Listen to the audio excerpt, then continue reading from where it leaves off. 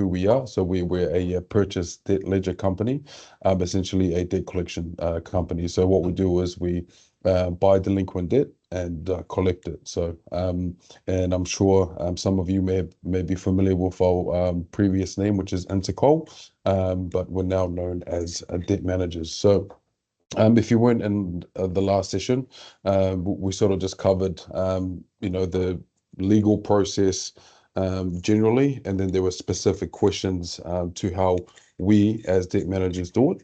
So what I'll do is Jocelyn did send me a few questions off the back of last session. So what I want to do is I want to get into those questions and answer them first. And as far as questions goes, you can ask them as we go through the session. So yeah, feel free just to, yell out or just put it in the chat, no drama. So the first question I got here was 68% debt referrals are internal. What does referrals are internal mean? Are you talking about referrals to the legal process? So just to clarify from last session, that was specific to the debt relief program we have. Okay, so that was specific to the debt relief program. And the 68% internal referrals is from staff, either through interactions online, whether it's text messaging or email, whether it's a conversation over the phone or a community visit engagement. So that's where the debt manager staff has assessed the customer situation, and they deem it, not in line with what we do, and that staff member would then submit that file to be considered for debt relief. So that's just to clarify that. So for the debt managers, for those of you who don't know, we have a debt relief program that we created a few years ago. It's the brainchild of our executive general manager. His name is Mark Francis, who I'm sure you are all familiar with.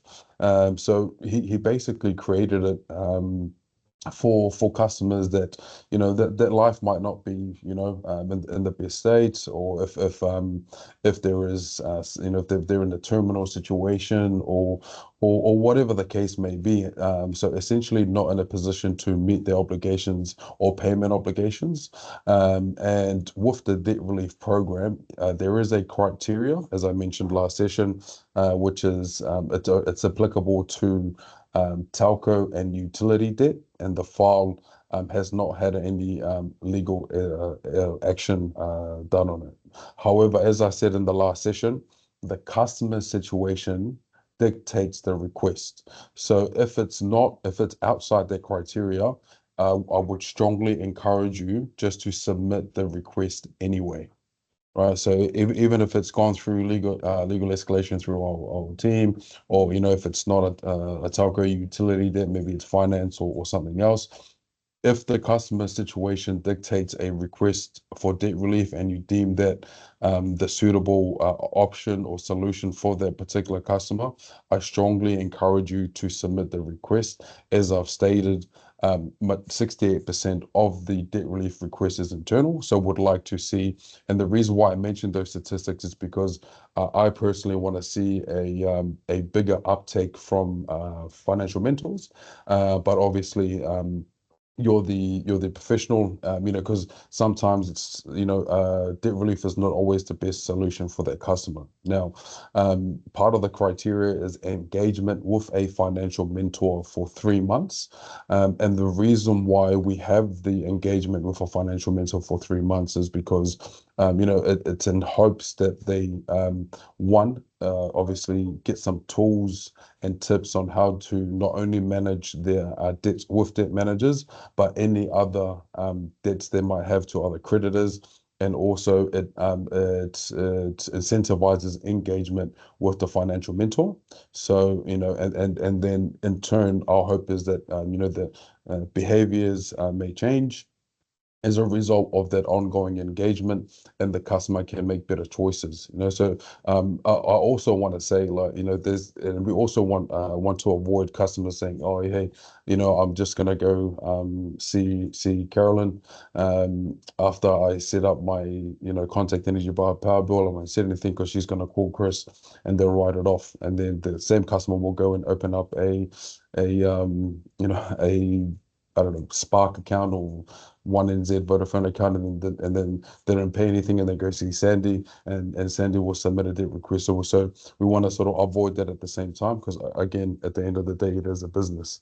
Um, so any questions on that before I move on to the next question that was submitted? Good. Alrighty. So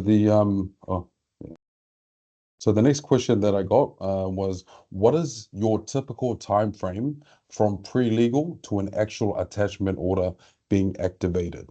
So the debt manager's pre-legal process is typically also is typically, actually what I should say is, before it typically takes 4 to 7 months before an attachment order is in place.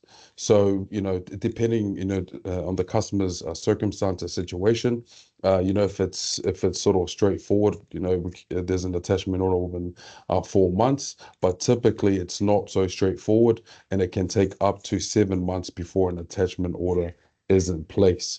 So the pre-legal process for us is about 21 to 25 days. So what we do is, once the file is escalated, right, it moves into a particular status within our system, and then right after that, we send out the free well-being checks via a platform called Teljo. So all those customers where that's been escalated, we send out the free well-being check for them to, for basically for us to assess any vulnerabilities if the customer does choose to participate in the survey.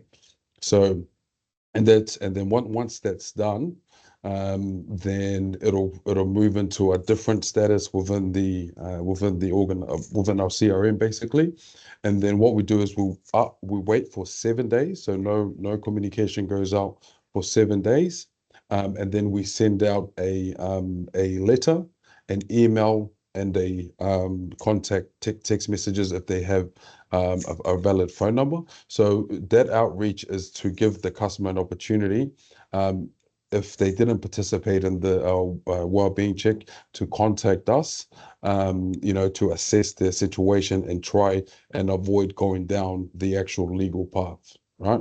So as you can imagine, not everyone, checks their email regularly. So we then send them a letter and a text message, and give them that option to contact us. So if the customer does contact us, so this is still in the debt manager's pre-legal process, so no legal action has taken place. So and then we'll have a discussion with the customer, and whatever the outcome is, whether it's a suitable payment arrangement, whether it's a file going into breathing space or hold for a certain amount of time, or whether it's debt relief, and then those customers who have made contact, they're removed from that pre-legal process. Now, also, and the communication we send out, with the exception of the text message, because there's only so many characters we can put in the text message. There's referrals to organization, financial mentor organizations for the customer to make contact with, if they're not comfortable contacting us directly. And if the customer does contact a financial mentor organization, then obviously the financial mentor will contact us, and then we remove that customer or that file from the pre-legal process. So after that's sent out, we'll wait another 7 days. So there's no action on the file. We wait another 7 days, and then we send out text messages, letters, and emails again, just to give the customer, those who haven't made contact, another opportunity to contact us. So again, on that communication, it'll have referrals to financial mental organizations. It gives them options to contact us to discuss their circumstance. And again, same thing happens. Those who make contact, we work out a suitable solution. Um, and then we wait another 7 days, and then the file goes into to a different status. And then from there, we actually start the legal process. So from there, that's from after the 21 to 25 days of the debt manager's legal process, then we start the escalation process via the legal team. So after that period, we start writing the legal documentation known as the notice of proceedings. And then once that's done, the customer is served. After the customer is served, they have 25 days to respond if they're in the country, and 30 days to respond or file a defense is what it's known. If they are outside the country, and then after that period, typically, we seek judgment. Judgment is issued, and then we look at enforcing that judgment via an attachment order. So yeah. That's to answer that question. Hopefully, I didn't harp on too long there, but that's our actual process for debt managers. So I'm obviously, as you know, I can't speak for anybody else, but we have the pre-legal process before we actually start the escalation process. And the pre-legal process is typically 21 to 25 days, and there's a total of about 14 days where we actually don't make any formal contact with the customer.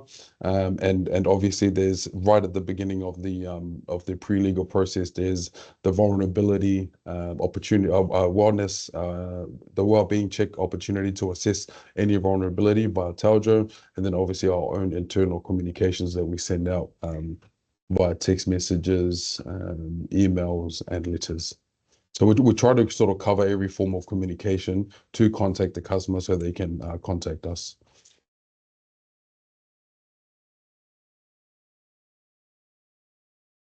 Any questions, or can I move on to the next one? All right, Irene, what do you got? How are you, by the way? Oh, yeah, not too bad. Thank you. You've answered two of my questions so far. What's Oh, the hit brilliant. rate like for And communications and the customers getting back to you? typically with Taljo, it's about 11%. With letters and text messages, the engagement is emails and text messages, the engagement is a lot higher. In Mm. terms of percentage, I can't quote that right now. I can probably get the figures if you like, but we typically get a lot more customers contacting us after they get a text message. And then once they get a text message, then we have the conversation over the phone, and then work and to be honest, basically work out a solution so it doesn't have to go to escalation. Yeah, no, I'm just wondering how hard, that's why I wanted to know the hit rate. So when you're trying to contact somebody, and I heard you say you use as many means of, channels of Yeah. communication that you have. And so because I'm just thinking in my head, oh, so when they actually make contact, how successful is that? Yeah, it's quite successful because the email communication that we send outside of the Taljo platform does indicate that the matter is being considered for escalation action by the legal department. And usually once the customers read that, they're like, hey, like, oh shit, Chris, like I'm really sorry. Like I know you've sent me you try to call me 30 times, you send me 30 text messages and you send me 10. I've seen them all. I've seen them all, but I've been very busy. But this one here in particular caught my attention basically. Can we work something out? So in that it's like and in that situation, like of course, like they've made the effort. I mean, and we all know taking steps to seek assistance, whether you're a debt manager's customer or just life in general is not always easy. So we respect that when they do make engagement. So typically once they contact, then we facilitate it accordingly. So usually when the customer does call in, the most likely outcome is breathing space.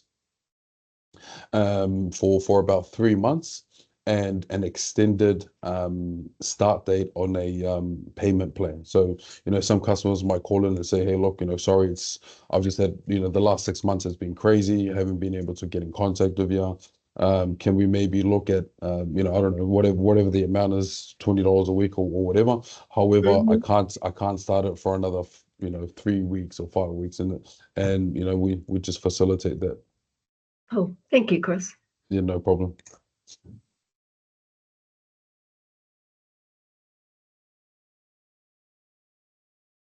I'm just noting that down, the engagement rate from the other forms of contact.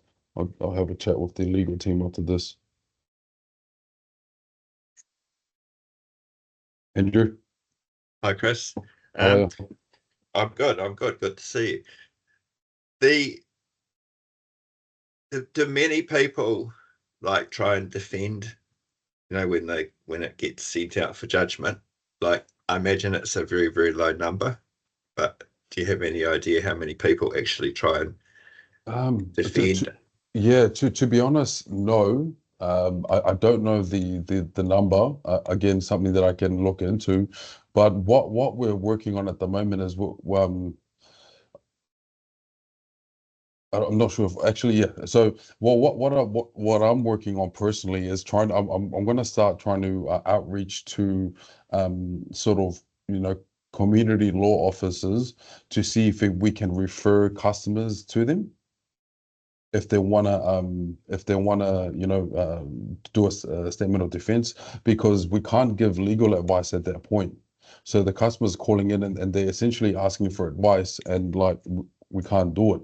So a little side project of mine at the moment is I've reached out to some community law officers in the South Island, actually, and sort of starting the conversation to see if they're happy if we do refer customers that want some sort of advice when putting a statement of defense or whatever the case may be.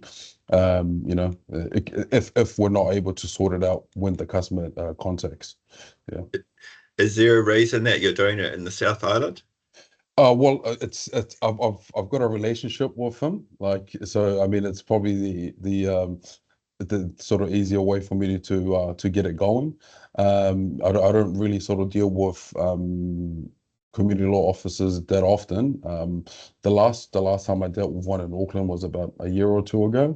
But I mean, if like I said, it's a bit of a side project of mine, so I haven't sort of told that to the wider business as yet. So yeah, would appreciate if we can just sort of keep it amongst this COP group until I've got it going live. But yeah, so that's something that I've sort of I want to look into and see if they're able, because I mean if the customer makes contact, Andrew, like I can confidently say that we work out a solution on about 95 to 97% of them.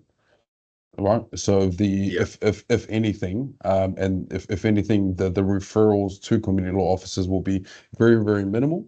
yeah.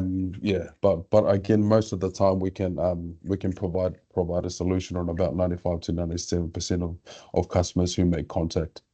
And is it also partly because Leanne's in Christchurch? No, actually, no, Was no. it So, no? no, no. So, No? I don't want to say his name, but he made contact regarding a customer, and that he essentially representing. I think that's a correct term, but and then we just sort of hashed it out really, and I got to know him quite well, and he gave me some feedback on things, and I was like, oh, okay, so sort of floated it, and I haven't heard back yet, but yeah, it's something that I'll I probably mean, look at following up. Yeah. yeah, I'd be interested in talking with you about that. Just in the longer term. I mean, just when you not urgent, but because we're trying as financial mentors to get a little bit more engaged with community law, because Oh, really nice. traditionally there's been not much engagement. But you probably know that Yeah. Charlotte is joined Dunedin Community Law. Yeah. Well, Charlotte Whitaker. Whitaker, yeah, that's correct. Yeah, Yeah, I've yeah. heard. So we now have for the first time a financial mentor actually working at community law. So that's been really helpful in just building relationships between community law and financial mentoring. That's Yeah, that could lead to something very, very productive in the long run. Not just with customers that may have escalated files with our organization, but you know the wider sort of creditor space, I guess. yeah, Yeah. yeah. So there's something to just to keep in mind if you want to get in touch with Yes. me. Obviously, being in Auckland, Yeah. yeah, I'm feel definitely free. going to take. I'll definitely take you up on that offer, Andrews. I'll send you an email after this, and then we can just see how the conversation flows. Yeah. Yeah. Any other questions there, team, before I move on to the next one? Great. Alrighty.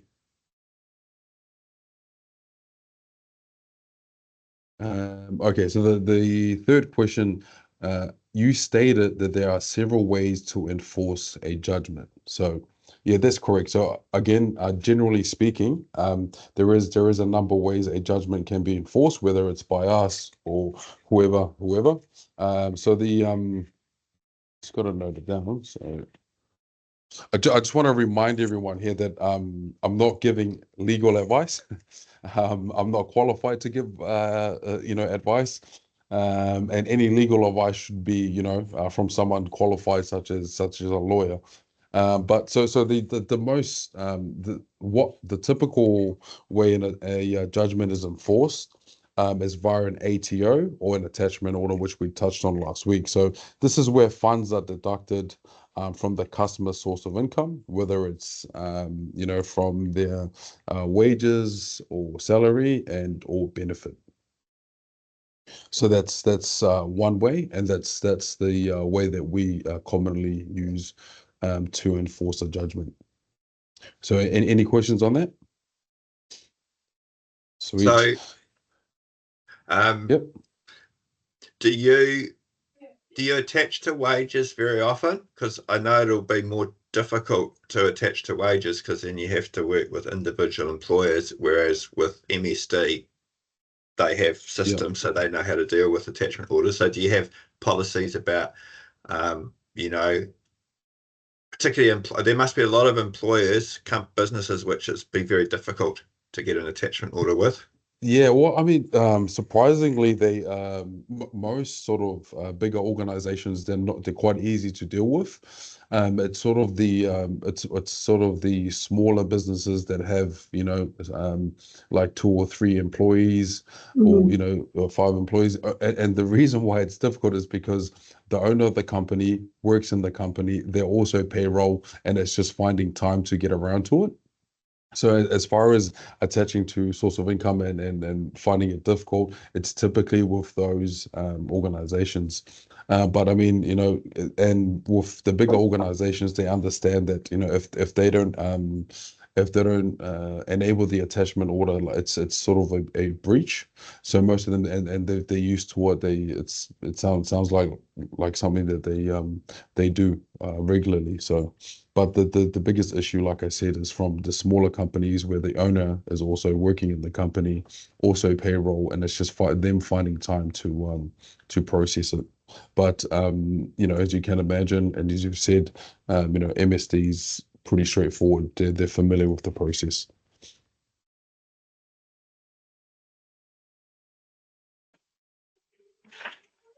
Alrighty.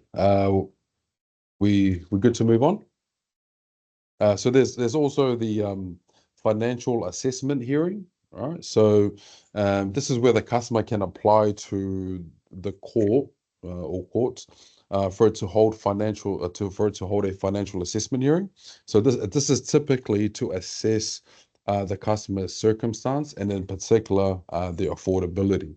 So the usual outcomes from a financial assessment hearing um, is what I initially said. So, the order to pay the debt via installments. There's the attachment order, and the court could also order the customer to sell their property or belongings to pay the debt. Now, to help our customers, we have our own sort of debt managers version of this.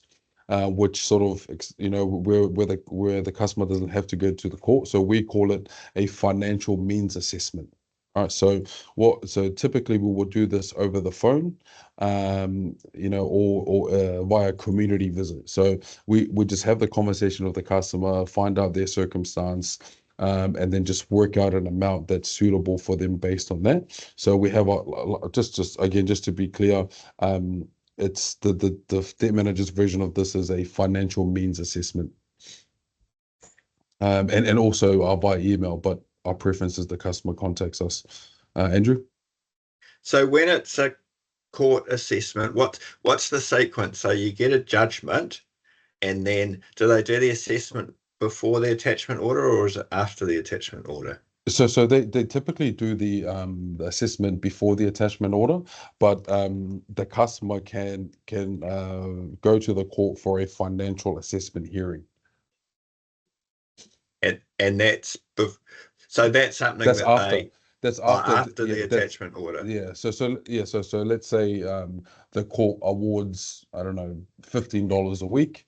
The customer can elect to go to the court for a financial assessment hearing, and then the court will then reassess their circumstance, and in particular affordability. And then the typical outcomes are from the court may say, hey, look, pay it via installments, contact the creditor and work out a payment plan that suits. The court might just suggest the attachment order, or the court might say, hey, look, Chris, it's probably best that we look at selling some of your property to pay the debt. But those are sort of typical outcomes that the court may sort of issue. It looks like generally the attachment order is $30 or less. So is that when the court says that, when do they say that? So when do they set it at, say, because it's very rare that you'll see, at least for lenders or your kind of debt, it's very rare to set for more than $30. So where does that get set? So we apply for that amount. Right. Yeah. So typically the creditor will apply for the amount, and just to give you an example, so let's say the customer is on a benefit and they have, say, 5 debts, all right, 5 outstanding debts. We won't apply for any more than $31 to cover all 5 of those debts. So, and if the customer is employed, we typically apply for about $51. And again, those numbers are numbers that the sort of the government has set as sort of like the standard. But that doesn't mean that each application we do is for $31. I mean, there's some for 5, some for 10, 15, like just whatever the customer situation may be. But that amount of $31 is was sort of set by the government basically, and how much they apply for beneficiaries. But with us, if they have, I don't know, 7 debts that's gone through that process, it's easier, for the customer just to combine them into one. And rather than applying for $31 for each debt, we just do one application of $31 to cover all of them.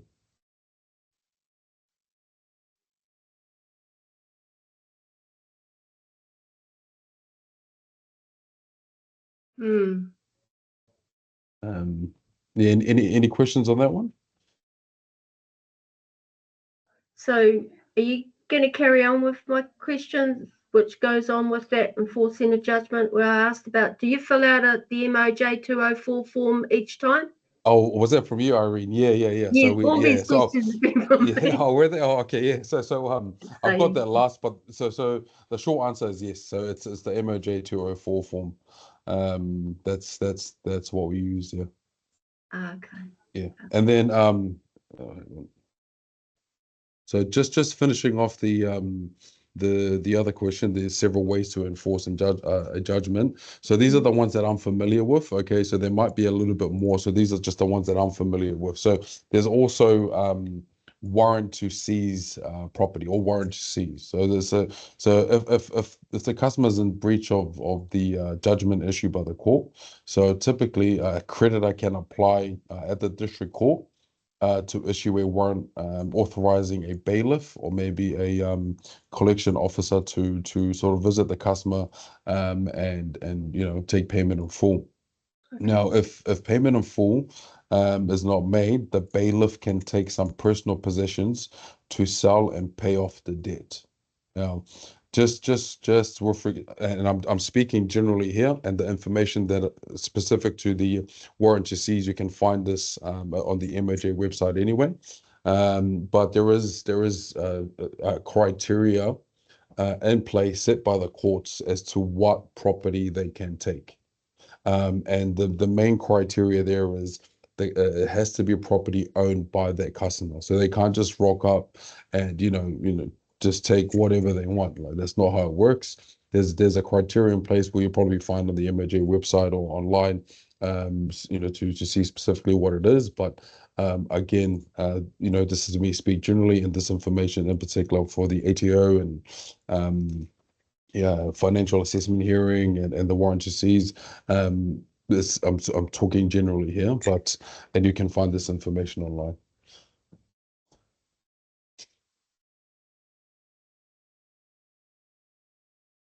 Any questions?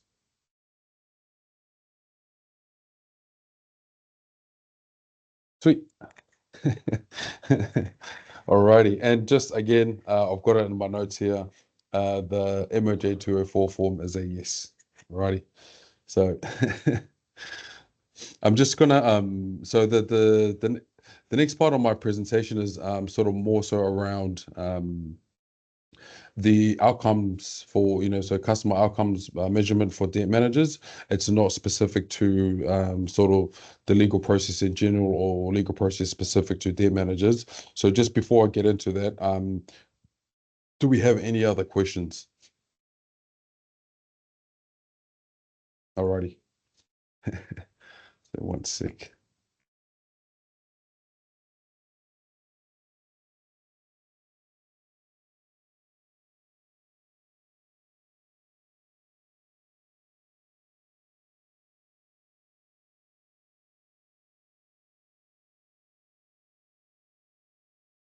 Sorry, guys, I can't see you on my screen. I can only see what I've got up here. But if someone can just give me a yes that it's showing up. Yes. Okay, thank you. 1 second.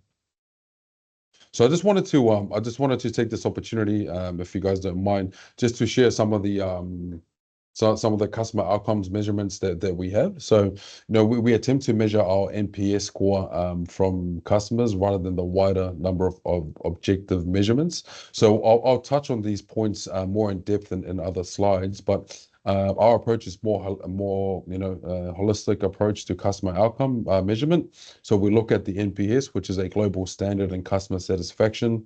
There's some limitations to this, especially when looking at the the wider situation or circumstance of the customer. We've got Impact Labs, so an analysis which is done externally, validated measurement of the wider social impact of what debt managers do. We've engaged tertiary education, and in this case it's AUT, just to do some research on the specific outcomes that we have on our customers.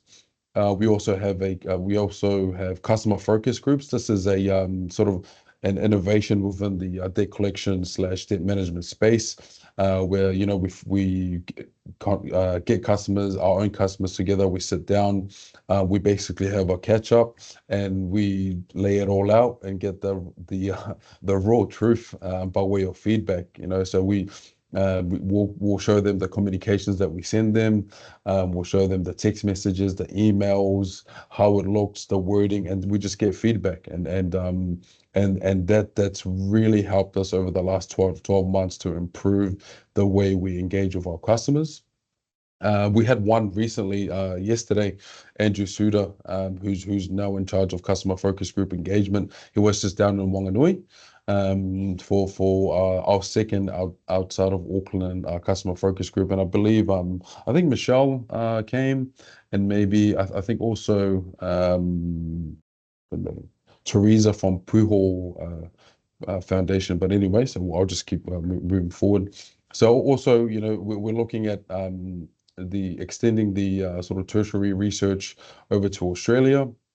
And you know, trying to identify centers for social impact as partners in Australia as well. I mean, we're doing pretty well here in NZ, but we want to implement the same sort of process over in our cousins in Australia.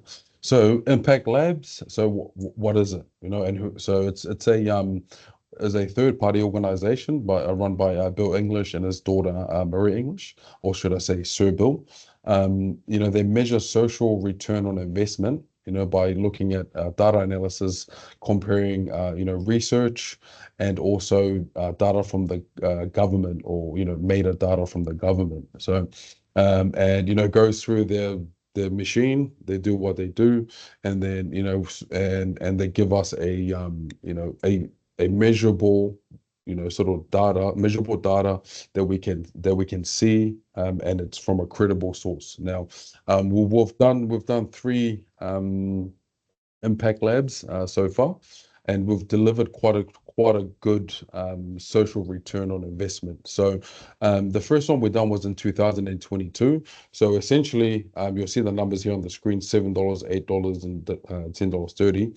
So just to sum it up, for every dollar we spend in 2022, we had a $7 impact in the community.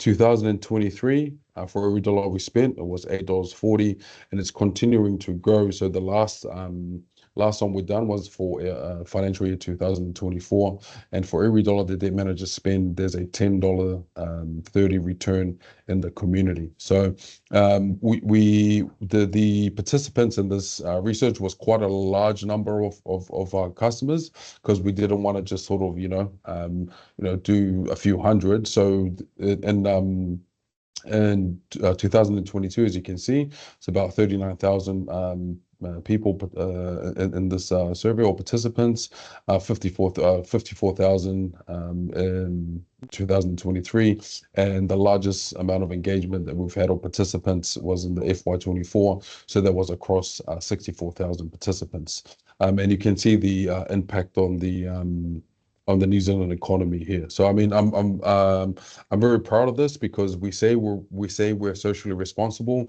and anyone can sort of say that, but now we actually have measures in place by a third party organization who uses research as well as government data to measure our impact in the community. So we're very proud of that.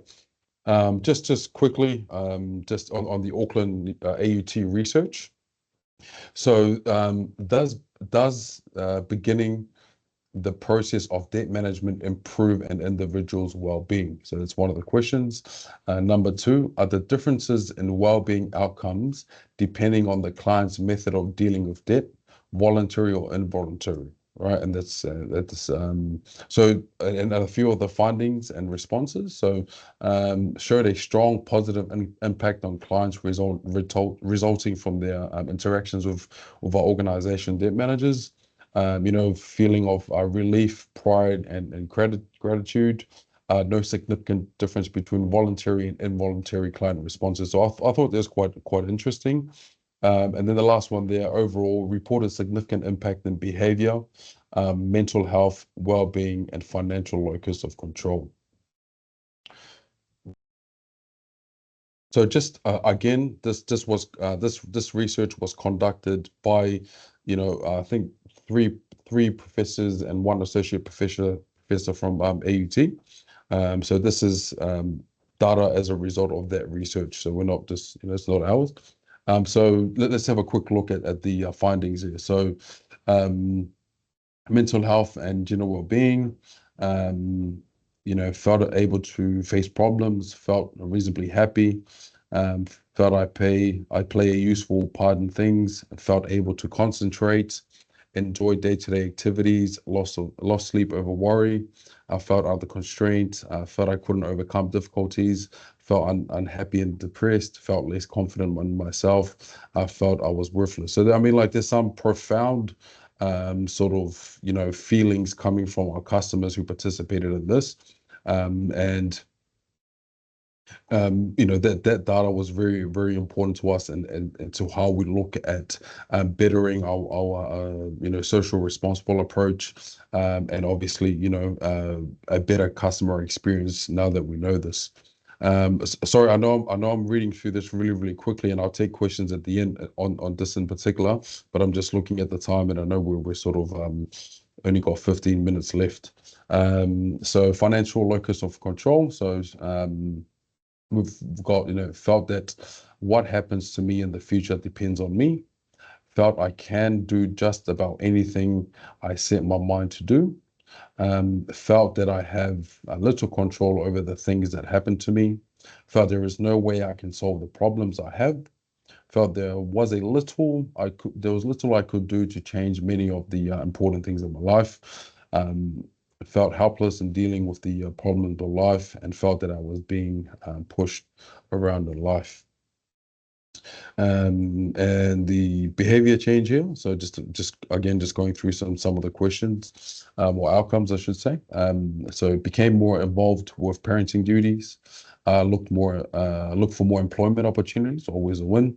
Felt like a human being and not a statistic or reference number. So very proud of that one.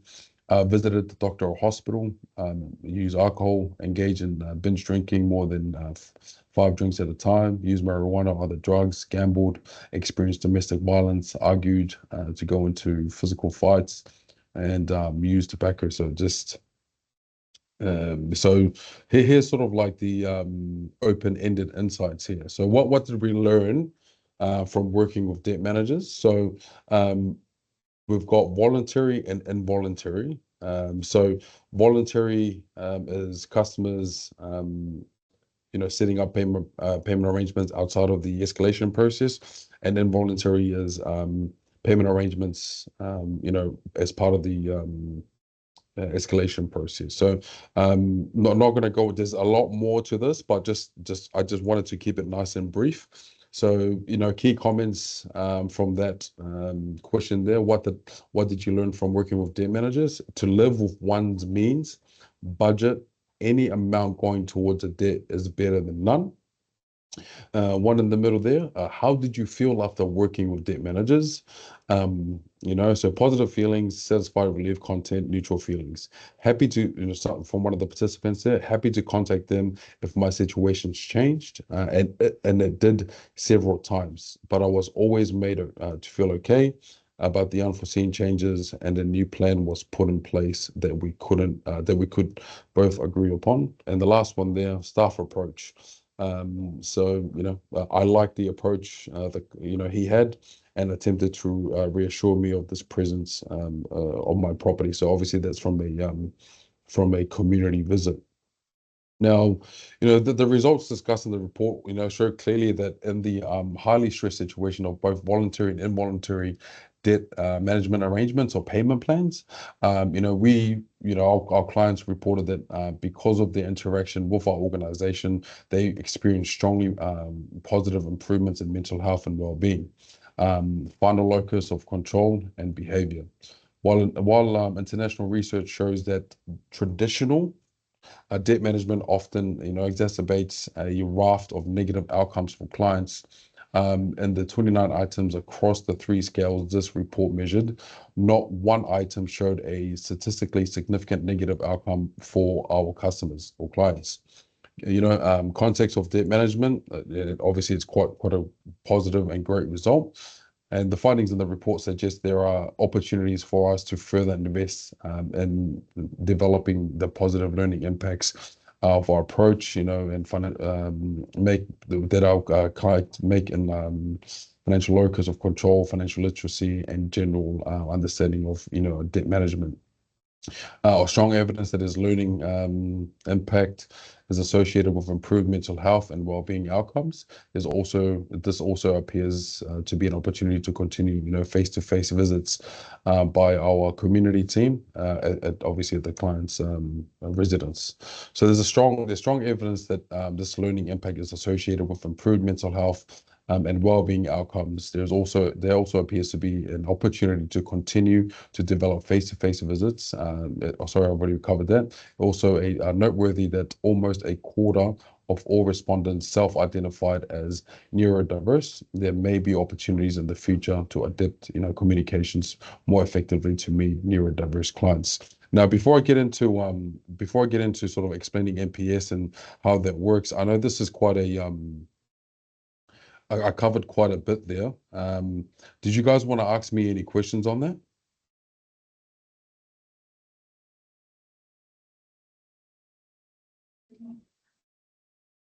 Yeah, you covered quite a bit. You answered my question I put in about what's the social return, and I saw the measurements as you went through.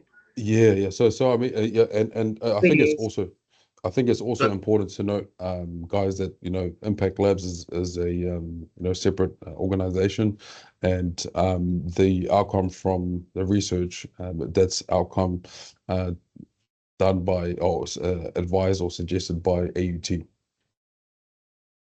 so Chris, I just have a question, not so much about the research, but these customer focus groups. Yep. Would I be able to, if you run one in Auckland, would I be able to come along? Mate, I'd love for you to be there. Absolutely. Yeah, because it'd be really interesting to. It must be quite difficult for you to arrange those, is it? I mean, to actually get people to come along must be a bit of a mission, is it? Mate, you're not wrong. You're not wrong. I mean, I remember when we done the first focus group. I was in charge of engaging with customers and all participants. I had about 30 of them wanting to come, but could only take 10. So I ended up locking in. I spoke to Mike and I was like, can we just maybe get one more? And he said, yeah. So we locked in 11. And then on the actual day, I think only 6 turned up. Well, even that's pretty good going. That's pretty good, yeah. And then That's better than what we get. yeah, so it was pretty good. But I mean, it was confronting. Oh, Michelle, yeah. Oh, I think Michelle can touch on that. She was at the Wanganui customer focus group yesterday. Yeah, I went yesterday. It was really cool. I hadn't met Andrew before, so it was cool to see him, and Bex was there. She does like a lot of forms and things, doesn't she? Like with the website, and yeah, so it was cool. I was there with Mona from Tupaho. She came in the morning, and sorry, Oh, so I thought it was Teresa, but yeah, okay. Yeah, so well, it may have been her on the list, but Mona came. And there were 6 customers that ended up coming, and yeah, actually it was interesting because all of them pretty much said that they weren't really going to come in the morning. They had to really push themselves to come, and because I'd had the same question, Andrew, like when I talked to Andrew Suter about it, I said, how are you getting these people to come? How are you even getting them to read the email and reply? So he did say they give them a goodie bag and a bit of a koha to come along, which is cool. Yeah. But I found it really interesting, like they all wanted to be there. They all wanted to give feedback, and it was all so positive. Some of them said that they've had debts for years, and they've only really ever paid back debt managers because they're the most relatable. They actually like them coming around to their place, face to face, because they sit and have coffee with them. And yeah, it was. We went through all sorts of things in the focus group. Andrew, you'll probably love it. And it was, talking about how they communicate, like how many text messages and emails, and how often should you be sending them out.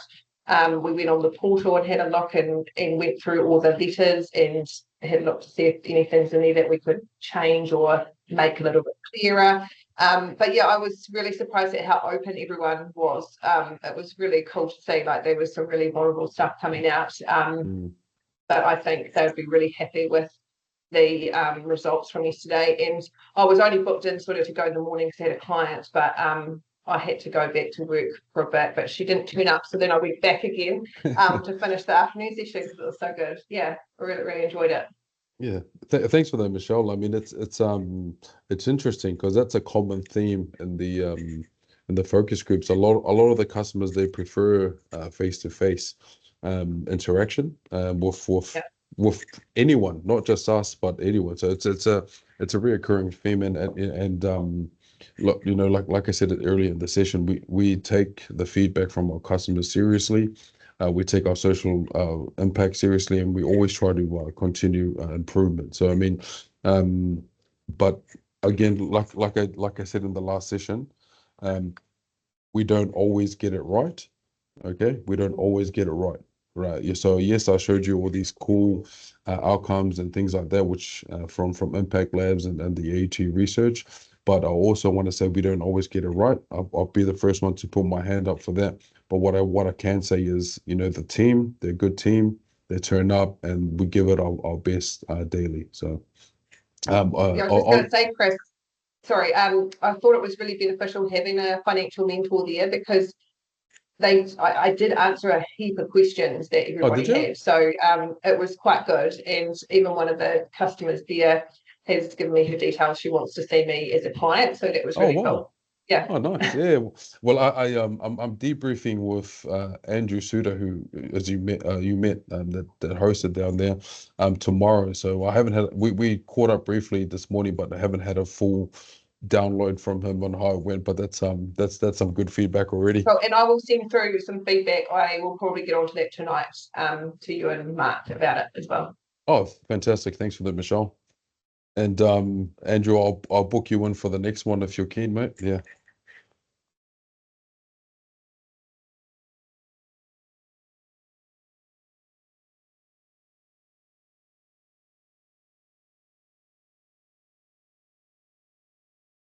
So are you going to run quite a few focus groups, Chris, or are you looking to? Yeah, so we've done a few already. Most of them have been in Auckland. So I think we've done about 5 already. So what the aim is to do at least one, so 4 a year, if not more. Yeah. So the next one will be in the next sort of sometime in the next sort of 12 weeks. And it's likely going to be in Auckland. Mm. Yeah, it's pretty confronting sometimes because I mean not all the feedback is positive, and you're sort of sitting there just humans, but yeah, but it's easier that's to beg people than it is to praise them. part and parcel though. I'm just listening. I'm thinking, oh, hey, I was like, oh, what about our space? Well, Anyway, let me talk to Andrew Shooter and see what he's got planned for the next 12 months and whether your areas as part of that. You might be on the radar. Yeah. Andrew's from Wanganui, so he wanted to come back home and do one at home. So we did it at the local marae, which was really cool. No, that's cool, Michelle. Oh, nice. That's real cool. I'm just thinking, spread the love. Yeah. I didn't confronting love. I didn't get a chance to finish my presentation again, but Sorry. But that's all right. So it's good because the point of it was to cover legal process and in particular ATOs, and I feel like we've done that. So just before we finish up, I know there's 2 minutes on the clock there. I just want to thank you guys again for your time. Thank you for the questions. And thank you for participating. I'm sure Jocelyn's sent out my contact email. So yeah, give me an email. If I take too long to reply, just give me a call, please. Just call me and say, hey Chris, what's going on? I sent you this email yesterday, like can we get onto it? So I'll prefer that.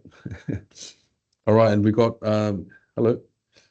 So sorry, I come up as budgeting. My name's Nadine. Hey, I'm Nadine. with Pakuranga and Howick Budgeting Service in Auckland. I just wanted to say thanks heaps for this, Chris. It's been really great. I couldn't attend your last session, but Jocelyn recorded it and shared the recording with us. Oh, And this has brilliant. been really excellent. I know it sounds really weird, but I'm thinking, oh, I wish I had more clients with debts with Debt Manager. Oh, that's thank you for the But feedback. I yeah, appreciate really that. appreciate this kōrero and I've found this very useful, and thank you for your time and coming and sharing with us as financial mentors. Thank you, Nadine. I appreciate it. And like I said, I'm available. Please email me. But if you like talking over the phone, that's my preferred method of communication. So just give me a call and we can have a yarn.